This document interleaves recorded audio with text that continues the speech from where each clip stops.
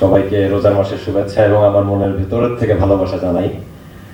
আমি অনেক কথা বলা মানুষ, অনেক দ্রুত অনেক কথা বলার কারণে ইউটিউবার থেকে টিভি অ্যাক্টর এই সেই। আজকে আসলে হার্টবিটটা অন্যরকম ভাবে পাম্প করতেছে, অনেক কথা বলতে ইচ্ছা হচ্ছে কিন্তু বেশি সময় নিতে চাই না।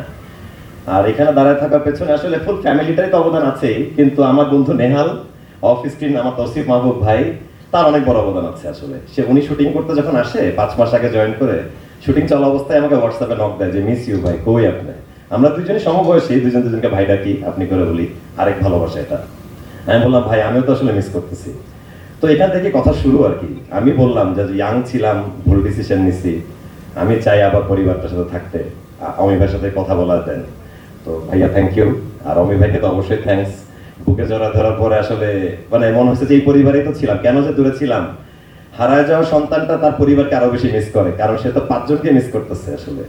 ওই জায়গাটা আমি বুকে ধারণ করে রাখছিলাম। আর যখন অভিনয় করতে আসি চ্যাপ্টার 10-এ, আমার একটা বড় মনে হয় না 5 বছর পরে আমি এই মানুষগুলোর সাথে অ্যাক্টিং করতেছি। 5 বছর অনেক বড় সময়, আমাদের চেহারা বদলে গেছে, শরীর স্বাস্থ্য বদলে গেছে, কিন্তু আসলে মনটা যদি আগের জায়গায় পড়ে থাকে, আগের জায়গায় জয়েন করার কোনো ব্যাপার না, এটা আমার বিশ্বাস। এবং আমি এই পরিবারে এসেছি চলে যাওয়ার জন্য নয়, আমি এই পরিবারে এসেছি আজীবন থেকে যাওয়ার জন্য। ইনশাআল্লাহ থাকবো।